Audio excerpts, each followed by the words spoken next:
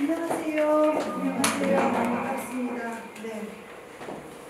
이번 1시부터 지금 식사를 하셔서 엄청 졸리고 1시부터 지금 1시 이미 20분이니까 90분 동안 이제 제가 이야기를 해야 되는데요.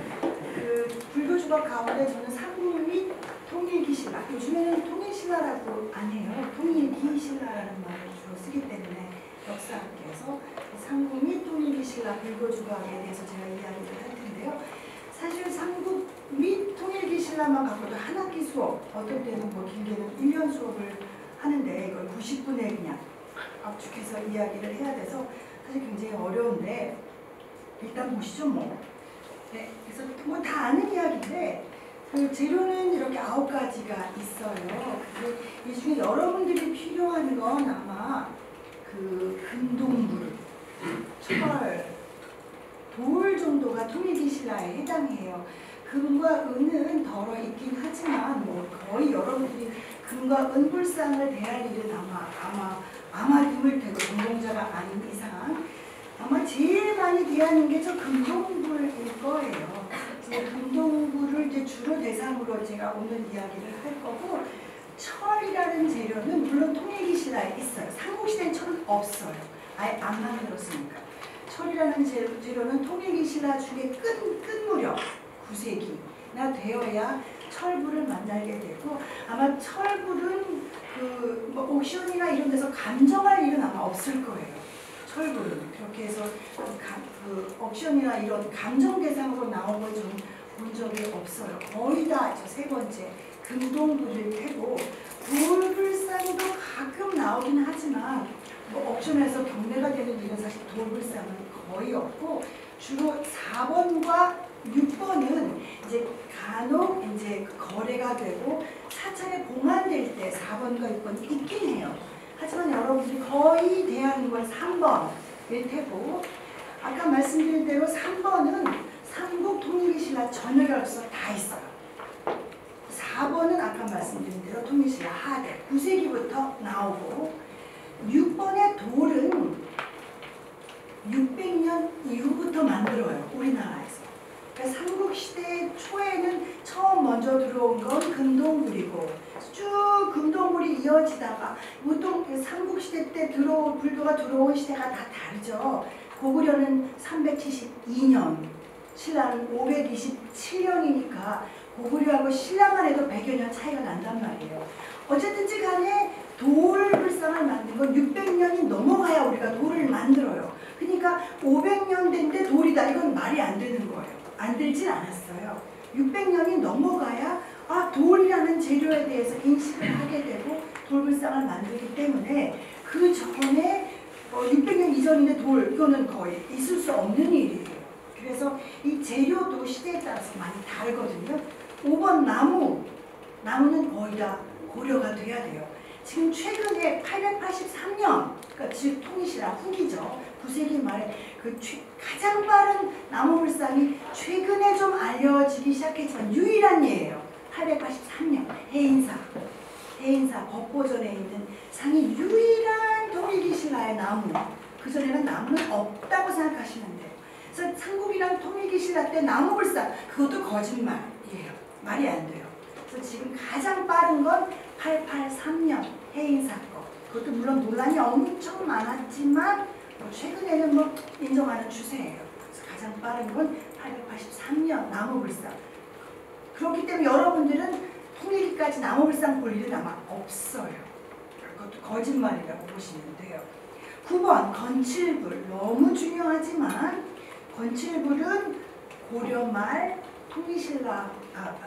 고려말 조선 전기에 유행을 하기 때문에 그것도 통일기신라에 건칠불이 있다? 그럼 거짓말이에요. 현재 단계로서는 건칠불 너무 중요한데 최근에 뭐 하여튼 조금씩 나오고 있어요. 한 30여 건 남아있지만 그건 아마 다음번 송월석 교수님 강의에서 건칠불을 다루시지 않을 것 같아요.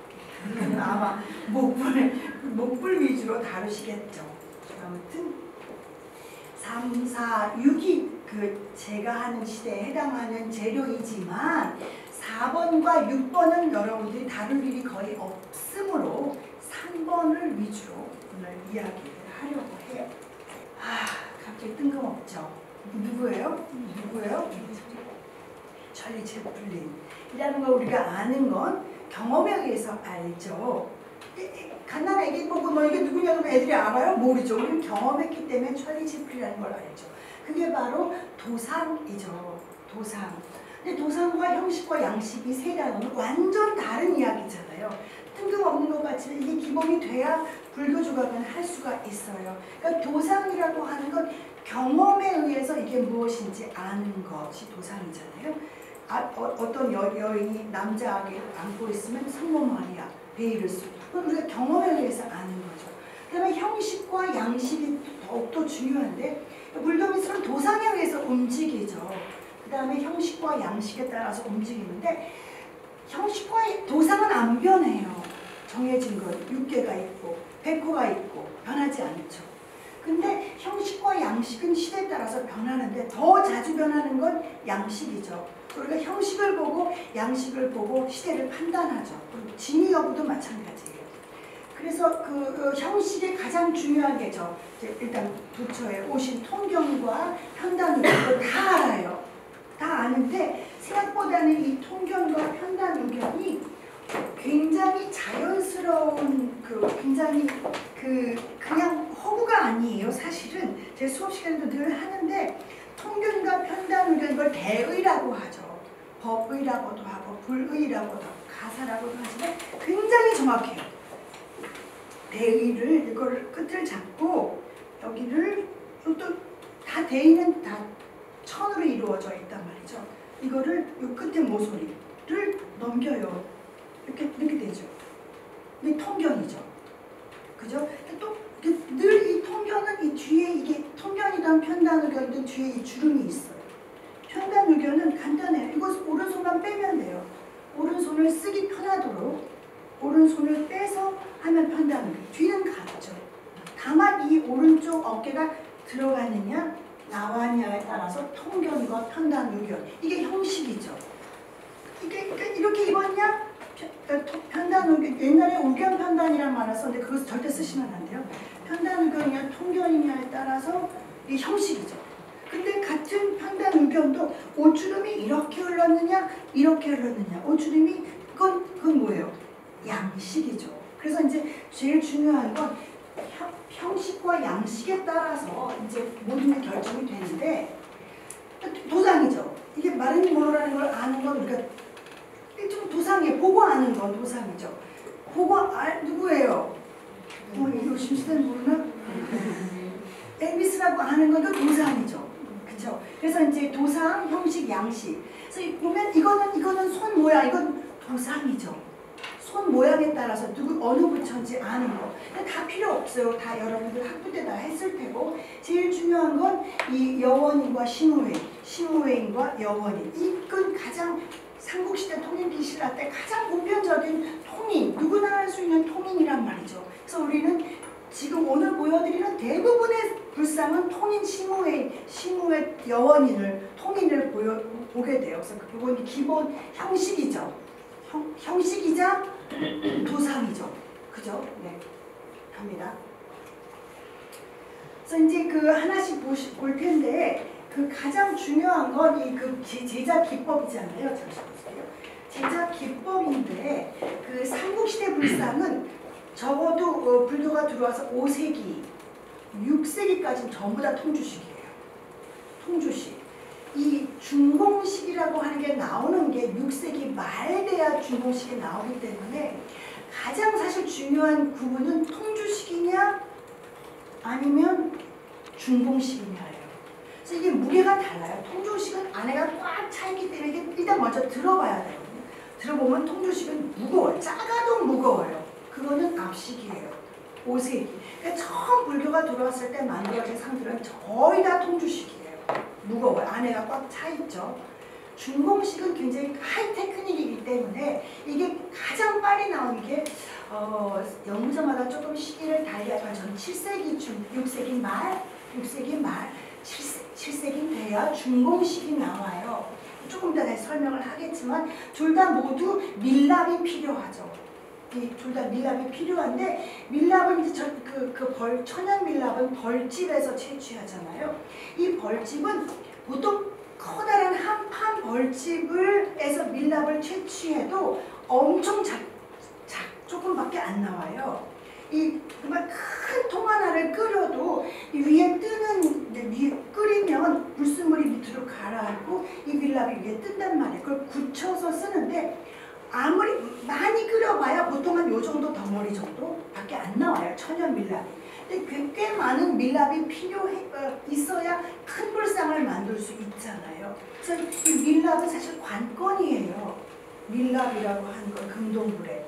뿐만 아니라 보시면 그래서 이제 일단 이거 다 아는 거지만 좀 보시면 통주식은 아예 보시면 통주식은 이렇게 밀랍을 전체로 아까 보신 그 밀랍 전체로 상을 만들고 그 위에 이렇게 흙을 덮어 씌우고 밖에서 가열을 하면 이만큼 다 비잖아요. 거기다 구리하고 주석을 합금한 걸 부어서 만든, 그러니까 완전히 안에가 차여 있죠. 이게 가장 큰 단점은 뭐겠어요? 밀랍이 많이 들어가죠. 그리고 구리 주석도 많이 필요하죠. 그래서 당연히 싫죠. 왜냐하면 구리 주석 얼마나 비싼데, 특히 주석 같은 경우는 우리나라에 산지가 없어요. 거의 수입에 의존하는데 주석은 거의 수입에 의존해요. 구리 산지는 있는데 주석 산지가 거의 없어요. 있긴 있어요. 완전히 없다고 할 수는 없지만 의존을 해야 되기 때문에 주석이 사실 관건이거든요. 그래서 이게 구리랑 주석을 많이 들어가죠. 밀랍도 많이 들어가죠. 물론 밀랍은 재활용이 돼요. 그 가열에서 쏟아져 내려온 밀랍은 다시 끓이면 또 되긴 하지만, 반면에 중공식은 안에 이렇게 그 철심을 보통 박아요. 철심을 받고 그 위에 이제 그 위에 흙을 해서 대충 틀을 마련하고, 요게 밀랍이죠. 요게 밀랍이고 그 위에 흙을 덮는데, 가장 중요한 건 이때 뭐가 문제겠어요? 이 중공식이 왜 어려워요? 벌써 졸리신 거예요? 중공식이 왜 어려워요? 이 지금 요만큼이 밀랍이 들어가는데, 요걸 내형토 안에 있는 흙, 그러니까 다 이해했죠? 흙을 만들고 밀랍을 덮고. 근데 이제 내형토와 요게 내형토, 요게 외형토란 말이에요. 이게 흔들리는 게 문제죠. 흔들리면 이게 만약에 이게 가운데 딱 있어야 되는데 요게 조금만 더 쪽으로 붙으면 여기는 얇아서 구멍이 나죠. 한쪽은 두껍게 되고 내형토가 딱 일정하게 가운데 있어야 되니까. 그러니까 여기다 이제 쇠를 박아요. 밖에서 보통은 여기서 이렇게 쇠를 이렇게 박죠. 여기서 이렇게 쇠를 박죠. 흔들리지 않게. 그죠? 네. 그래서 그래야 이게 안에 있는 이 밀랍을 녹여서 밑으로 빼냈을 때 이 내형토와 외형토가 서로 흔들리지 않으려면 형지라는 걸 박는단 말이에요. 다 형지. 그래서 여기 이제 이렇게 박아요. 여기 보이시죠? 형지, 여기 형지. 이건 이렇게 박기도 하지만 보통은 밖에서 탁 찔러 넣기도 해요. 그래서 요게 형지 자국인데, 그럼 여기는 나중에 밀랍을 빼내서 여기다가 주물 틀을 집어넣고 그러면 여기는 어떻게 되겠어요? 어떻게 되겠어요? 구멍이 생기죠. 주물이 못 들어가니까. 그죠? 그래서 그게 굉장히 중요한 거예요. 그 구멍이라고 하는 거. 지금 여기서는 이렇게 표현했지만, 아무튼 일단 다시 그 형지 기억해 주세요. 형지. 그러고 난 다음에 여기서 이제 가열을 해서 이거를 여기 가열을 해서 여기 이 밀랍을 빼내고 그 구멍으로 집어넣죠. 주물을 집어넣어서 이거 외형토 빼내고, 그 다음에 내형토도 긁어내야 돼요. 내형토도 긁어내야 안에 흙 있잖아요. 흙을 다 긁어내서 깨끗하게 해서. 그런데 그래서 중공식은 무조건 안에 흙이 있어요. 중공식은 비어있는 데다가 안에 들여다보면 안에 흙이 다, 긁어보면 흙이 우리 국보 78호 83호 다 뒤집어보면 안에 흙이 있어요. 내용토의 흙이죠. 그리고 가끔 철심도 있어요. 철심은 왜 들어가겠어요? 아까 말한 내영토와 외영토를 잡아주는 철심, 즉 형지가 막 꽂혀 있는 거죠. 그래서 국보 78호 큰 산 같은 경우는 안에 들어보면 안에 철심이 막 왔다 갔다 하고 흙이 있는 이유가 형지와 내영토 때문에 그렇고, 그것은 준공식인 거죠. 그러니까 그때 우리가 국보 78호, 83호를 600년 전으로 본단 말이에요. 600년. 거의 6세기 끝, 7세기 초가 돼야 준공식이 슬슬 나오기 시작해요. 네. 이제부터 오늘 할 바로 이제 동불상인데, 동불상은 크게 4종류가 있어요. 이 동불상은 최근 분석치예요. 네, 신용비 선생님 지금은 부여박물관에 있는 요즘에 금속의 연구를 많이 하는 신용비 선생님의 분석치를 제가 옮겨왔는데 한번 보실까요? 구리, 주석, 이게 피비, 납이죠. 이게 납연자니까. 아연할 때도 이 글자를 쓰지만 이건 요 하나만 쓰면 납연이죠. 피비. 그 분석을 요 통계치를 보면 6세기, 7세기, 여기 6세기 후반, 이분은 6세기 후반으로 봤지만 하여튼 뭐 600년 전으로 보면 삼국 말부터 우리가 준공식을 쓴단 말이죠. 다 이건 준공식의 지금 분석치인데, 동을 보세요. 구리 93, 95, 86에서 95, 92, 90, 다 90이 넘어가죠. 대체로 90이 넘어가죠. 고려로 가면 70대 전후가 돼요. 구리가 훅 떨어지죠. 그래서 일단 구리의 함량으로 90이 넘어간다 이러면 삼국에서 통일. 70대 전후다 그러면 고려예요. 그러면 주석의 비율을 보면 다 10이 안 되죠. 5, 4, 4, 그리고 조금 12가 넘지만 이 정도. 그러다가 이 고려로 가면 10 넘기거나 약간 모자란 정도. 그 다음에 납의 비율이 확 달라지죠. 납은 거의 1이 안 돼요. 통일기까지 납을 거의 쓰지 않아요. 그런데 고려가 되면 납이 확 많아지는 거죠. 10이 넘어가죠. 거의 뭐 20까지도 되고. 그래서 이 성분만 갖고 또 이건 XRF 분석을 해도 되고 X 방사선 분석을 해도 나오는데, 보통 XRF를 하죠. 비파계 분석 해도 요즘엔 대충 찍어보면 이게 시대가 나오는데, 그러면 이걸로 가짜를 판별할 수 있느냐? 일단 있어요. XRF의 분석치로는 이게 나오는데 형식은 통일신라다. 이러면 이건 안 되는 거죠. 이거는 위작이겠죠.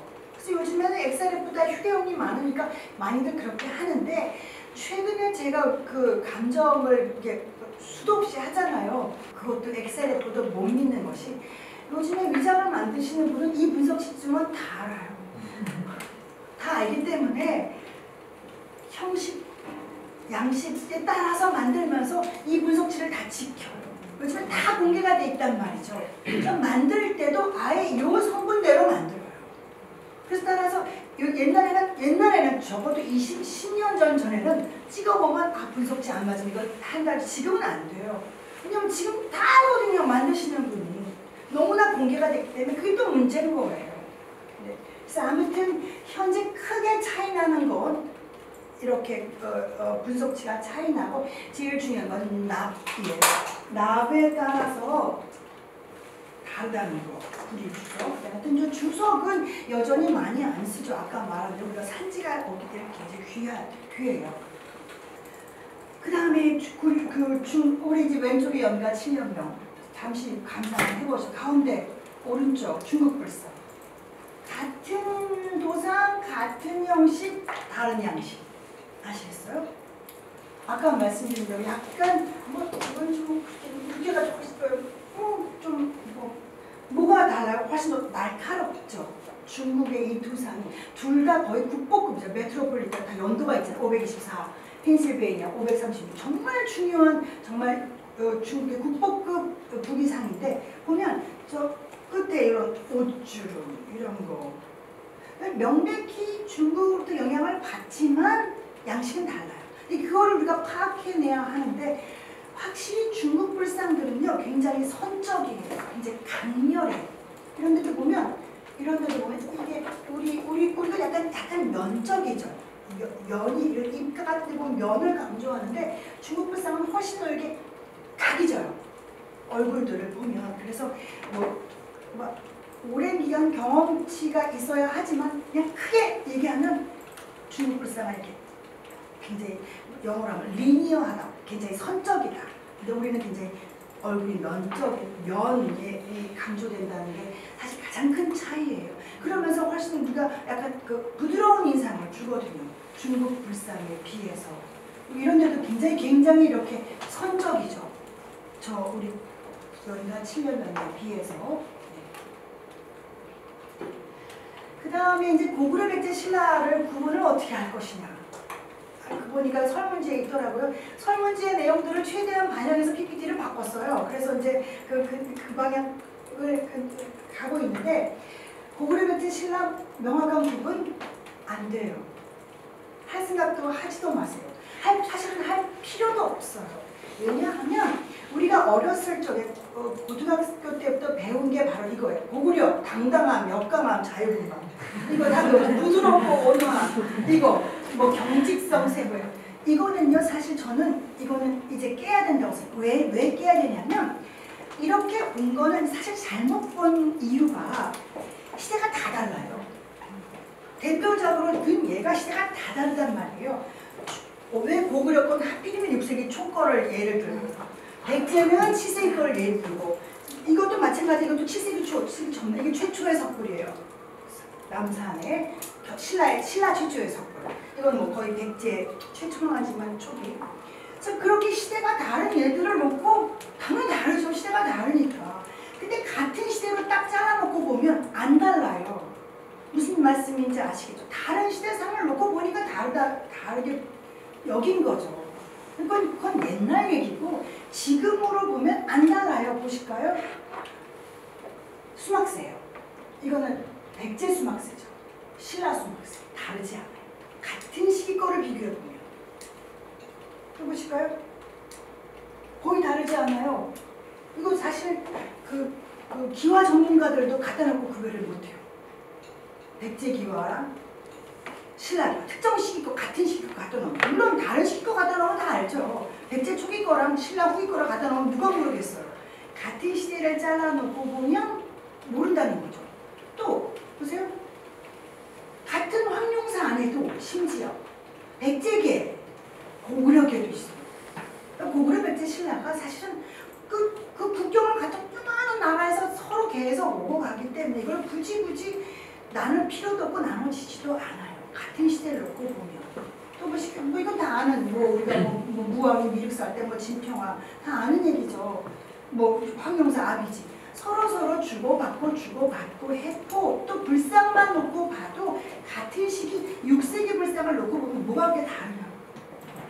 다르지 않거든요. X자형 청이 뾰족 목걸이 이런 보관 장식 다르지 않아요. 실제로 같은 시기 걸 비교해놓고 보면 굳이 다르지 않아서 그렇기 때문에 늘 국적 논란이 있는 거예요. 신라 국보 78호 반가사여성을 두고 누구는 고구려, 누구는 백제, 누구는 신라잖아요. 저는 신라라고 생각하지만 또 다른 신명 거론하면 안 되죠. 어떤 교수님은 고구려, 또 어떤 교수님은 백제 다 다르잖아요. 그거는 그만큼 서로가 양식과 형식을 공유했다는 말이거든요. 서로 다르다는 것. 그러니까 굳이 이걸 나라를 구분할 필요가 난 없다고 생각해요. 삼국의 경우에. 그걸 할 수 없어요. 오죽하면 최근에 국립중앙박물관에서 산 보사상을 두고 이거 누구는 백제 누구는 신라 아직도 여전히 그러거든요. 그 의미가 없다. 반가사상만 놓고 봐도 움직일 수 없는 두 상. 서산 마애불이잖아요. 용현리 마애불. 누가 이거 어떻게 움직이세요? 100% 백제 거죠. 근데 이 주름과 움직일 수 없는 신라의 송화산. 경주박물관의 이 송화산 반가사상 보세요. 뭐가 그렇게 다르냐고요. 같은 시기에. 저는 이 상을 너무 좋아하거든요. 신라의 송화산. 김우신료 바로 밑에가 송화산이에요. 거기서 이거는 너무나 중요한 상인데 비록 다 이렇지만 경주박물관 1층, 2층 그 사이에 있잖아요. 너무 중요한 상인데 비교해보면 다르지 않아요. 구별하려는 것이 또 자체가 좀 의미가 없다고 생각해요. 네, 뒤를 보면 이제 우리가 이제 광배꼬다리, 여러분들이 만나는 보살상은 거의 다 광배가 없는 상을 볼 거예요. 거의 다 이렇게 따로 통주식으로 만들면 보통 아까 연가 칠면형처럼 같이 만들지만 중공식 이후엔 중공식과 따로따로 만들기 때문에 다 잃어버린 상태가 되기 때문에 보통 상만 보게 되죠. 이 상도 지금 광배를 잃어버렸단 말이에요. 근데 지금 보시면 여기 지금 꼭 유념해서 봐야 될 게 뒤에까지 다 했네? 이러면 이거는 거신광은 아니겠죠. 이럴 때는 분명히 두광일 텐데 두광이라고 하면 이 꼬다리가 너무 밑이에요. 그럼 또 의심을 해. 광배 꼬다리가 밑에 있네? 그럼 거신광인가? 근데 그건 아니에요. 거신광이려면 뒤를 조각하지 않아요. 뒤를 뭐하러 거신광으로 가릴 걸 뭐하러 조각을 하겠어요? 그래서 이거는 두광일 텐데 그럼 왜 이렇게 등까지 내려와 있어? 그럼 커다란 두광을 썼겠죠. 이런 식으로 커다란 두광을 썼다는 걸 알 수 있고, 근데 자칫 거신광이라고 오해할 수 있지만 밑에 조각이 있기 때문에 조각을 완벽하게 했기 때문에 이거는 두광이라고 생각하시면 돼요. 유의해서 봐야 될 뒷면. 제가 아까 바닥이 중요하다고 했잖아요. 또 중요한 게 뒤예요. 뒷면.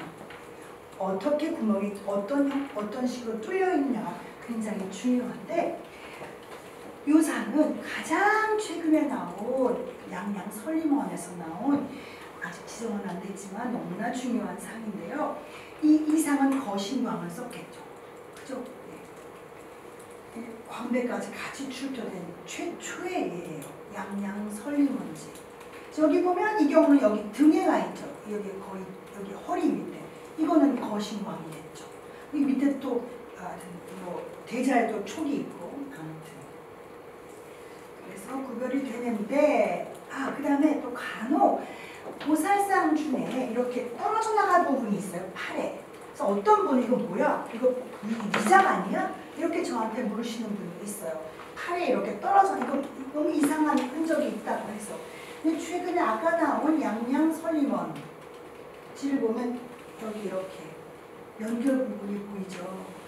이게 이제 아까 일본상이고, 이거 갖고 좀 약간 논란이 있었지만 이건 이상을 보면 바로 해결되는 문제였어요. 이렇게 왜 하냐면 중공식으로 하는 경우에 천의를 좀 이렇게 입체적으로 날리는 모양으로 하고 싶을 때 이걸 하나의 거푸지로 하면 어렵죠.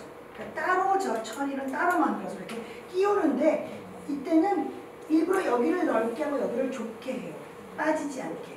여기서 이렇게 위에서 누르는 거예요. 눌러 끼우죠. 그럼 안 빠지죠. 네, 그래서 이거는 굉장히 중요한 거고, 이건 출토법이기 때문에 이걸로 저걸 해결할 수 있는 부분이죠. 아예 붙어있는 상태로 나왔어요. 양양 설림원지 거는. 뒤에서 보면 보살상의 자세, 그냥 자세한 봐도 여기 앞이고 여기 뒤인 줄 알겠죠. 삼곡 자세가 보이니까. 이건 아마 아까 제가 7세기 중엽으로 판단한 이유는 당의 영향이 이제 보여서 삼곡 자세도 보이면서 이 중에 천의를 가진 예라고 보면 되겠어요.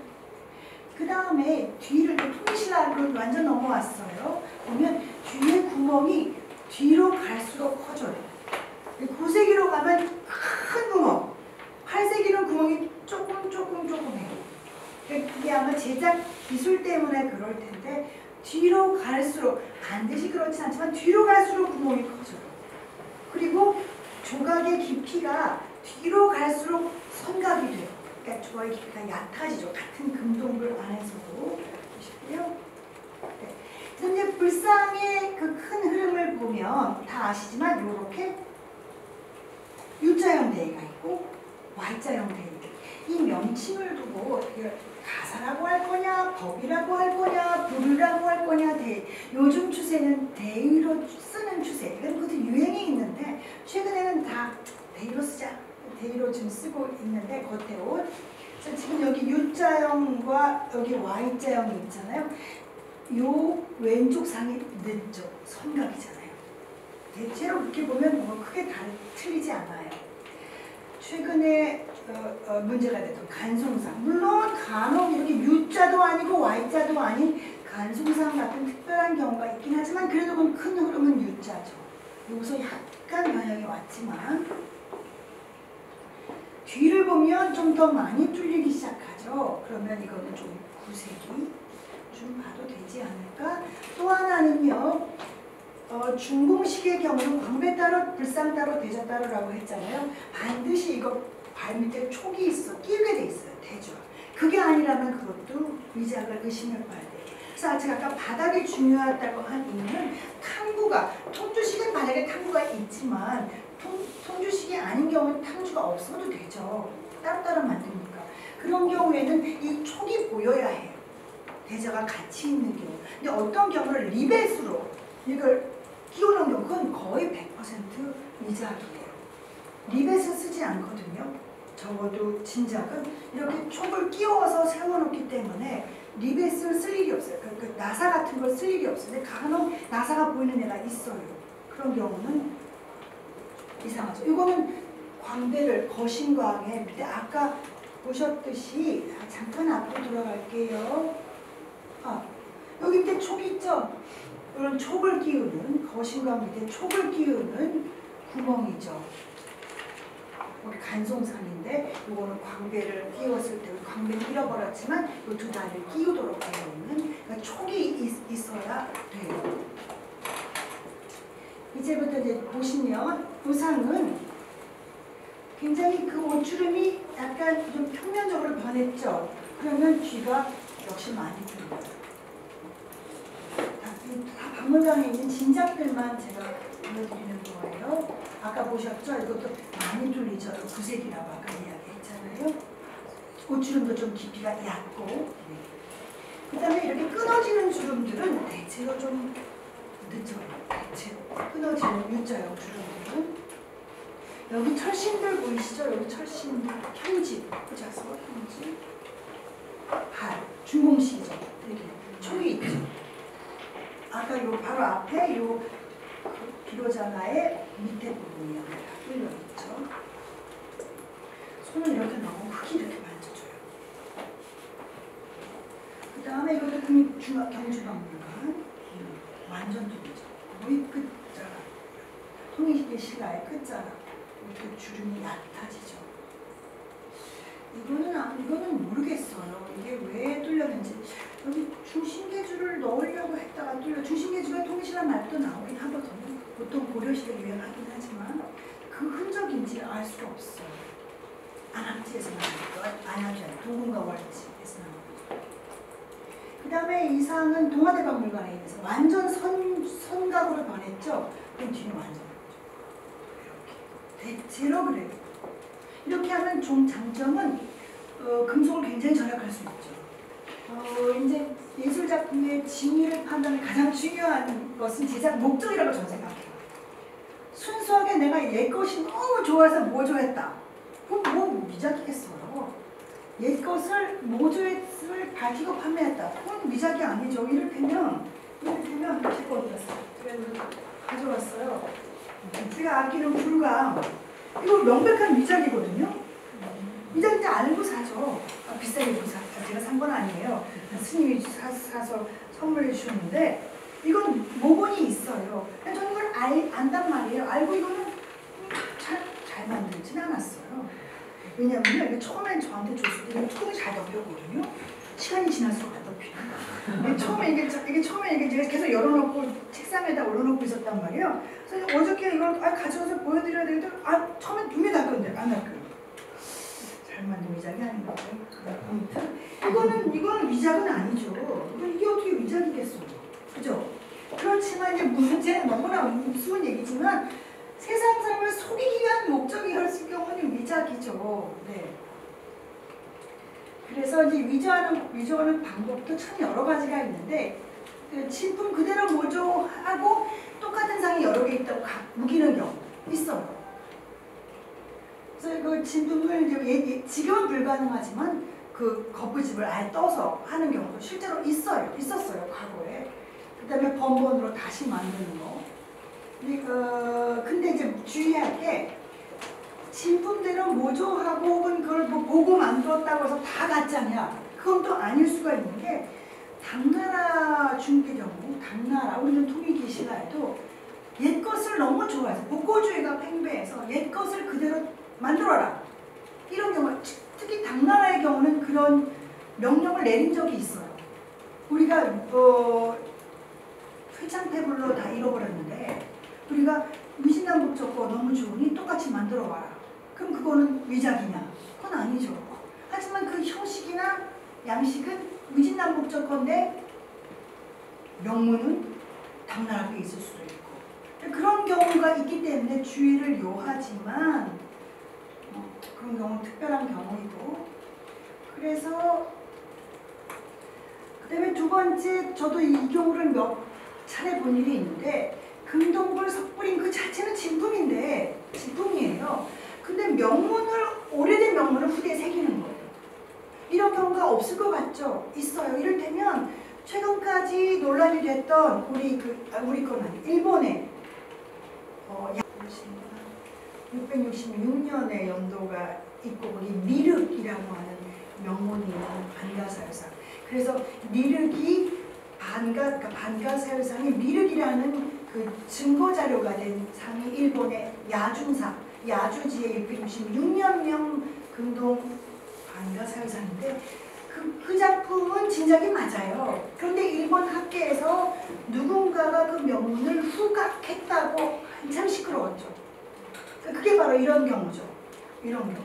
그럼 그 상을 어떻게 봐야 되느냐. 이제 문제가 나는데 그런데 물론 위작은 아니죠. 하지만 이런 논란이 충분히 있을 수 있는 그 대표적인 상이 바로 그 야중사 666년의 그 미륵령을 가진 상이죠. 지금은 계속 이렇게 왔다 갔다 했죠. 저울질됐죠. 후각됐다, 아니다, 후각됐다, 아니다 라는 논란이 계속 있어 왔지만 지금은 후각이 아닌 걸로 의견은 모아졌죠. 또 바뀔 수 있어요. 그 다음에 여러 주걱의 잔해를 하나로 조합하는 방법 있어요. 특히 철불 같은 경우 다 많이 잘라졌어요. 그거를 조금 남은 걸 거기다 다 붙여서 진짜인 것처럼 그런 경우 많아요. 없을 것 같아요. 지방사찰에 특히 철불도 여러 조각을 하나로 합하는 것도 그러니까 다른 상을 합하는 경우도 있지만 조금만 남은 걸 이렇게 복원해서 진작으로 하는 경우도 있어요. 그래서 이렇게 하는 경우 여러 봤어요. 예를 들고 싶었지만 지금 사찰에 봉안되어 있기 때문에 넣지 못했어요. 양해해. 그래서 이제 결국은 답은 없어요. 제가 뭐 이렇게 저렇게 말씀을 드렸지만 결국 유관에 의한 판단인데 결국 이 유관이라고 하는 것도 결국은 경험치잖아요. 근데 그러려면 아까도 처음 모두에 말씀드렸지만 일단 좋은 상을 많이 보는 거. 국립중앙박물관이네. 확실하게 진작이 틀림없는 상을 끊임없이 보는 거예요. 그래서 우리는 이렇게 간혹 이렇게 불려가서 위작을 볼 때 눈 버렸다 하는 말을 늘 써요. 이 눈을 눈 정화하러 박물관 가자 뭐 이런 얘기를 하는데 좋은 작품을 계속 보다 보면 무엇이 나쁜지를 알게 돼요. 결국 왕도는 없어요. 자꾸 좋은 작품. 근데 끊임없이 박물관에 가서 보고 좋은 전시가 있을 땐 끊임없이 보고. 제 경우를 들으면 저는 일단 금동굴의 경우는 일단 들어봐요. 장갑을 일단 들어봐요. 들어보면 이런 묵직함이 오히려 가짜가 더 무거울 때가 있어요. 그냥 중공식을 잘 못 쓸 경우에 두꺼워서. 잘 쓴 경우는 아까 제가 최근 출토된 것 그 설리먼지 뒤에 파인 것 같아요. 그렇게 무겁지 않아요. 그 무게에 비해서. 그러니까 중공식을 잘 만들면 이게 얇아질 거 아니에요. 정교하게 만들면. 그럼 오히려 덜 무거운데 같은 중공식이라도 위작이 경우는 더 무거워지는 수가 있어요. 그걸 좀 일단 들어보는 거죠. 저는 일단 장갑을 끼고 들어보는 걸 제일 먼저 하고 두 번째 두드려봐요. 금동굴을 먼저 두드려보면 이 위작류가 땅땅 소리가 나요. 소리가 확실히 달라요. 그러니까 여러분이 진작을 두드려본 경험이 있으면 알 수 있을 때 그럴 경험치를 잘 쌓지 못하겠지만 두드려보면 이렇게 확실히 소리가 나요. 특히 앞은 두텁기 때문에 앞을 두드려보기보다는 뒤쪽을 두드려보면 땅땅 소리가 나요. 위작. 그래서 그거를 꼭 한번 두드려보시라는 거. 그 다음에는 자석을 먼저 대고 자석도 저는 꼭 들고 다니는 그 물건 중에 하나인데 구리 주성 납의 경우는 붙을 일이 없어. 절대로 안 붙죠. 근데 간혹 미작인 경우에 싼 철 같은 거를 섞으면 간혹 이렇게 슬슬 붙어. 쫙 붙진 않죠. 철이 아니니까. 근데 어디가 이렇게 붙는 느낌이 날 때 그건 약간 의심을 해봐야 돼. 절대 붙을 일이 없거든요. 그래도 이렇게 쭉 둘러보면 어디가 이렇게 끓이는 느낌이 날 때가 있어요. 그거는 뭐지? 이렇게 한번 특히 계좌 같은데 이렇게 한번 슬슬 쓱 이렇게 돌려서 내보면 할 수 있고 그리고 또 하나 이제 과학적으로 우리가 할 일은 아니지만 그래서 그 분석치가 요즘에는 많이 의뢰도 많이 해주더라고요. 그래서 그건 꼭 여러분들이 그럴 기회가 생기면 꼭 의뢰를 해봅시다. 그래서 그걸 받아서 아까 보신 그런 표랑 좀 대조해보고 이게 퍼센트가 맞는지 안 맞는지 이런 걸 좀 보고 판단을 해야 하지만 굉장히 사실은 좀 어려운 이야기가 결국은 종합병원이에요. 종합병원. 우리가 체온도 재보고 뭐 엑스레이도 찍고 문진도 하고 눈으로 이렇게 보고 뭐 이렇게 좀 의사가 만져보고 하는 거랑 똑같아요. 똑같이 이렇게 그걸 생각해 보시고 내가 환자를 볼 때 어떻게 봐야 되지? 라고 생각하시고 접근을 하면 돼요. 너무 좀 뜬구름 잡는 얘기일 수 있지만 그렇답니다. 그래서 너무 이렇게 좀 개설적인 이야기를 해서 이게 1시간 30분에 그래도 뭔가 주워 담으려니까 그렇게 되는데요.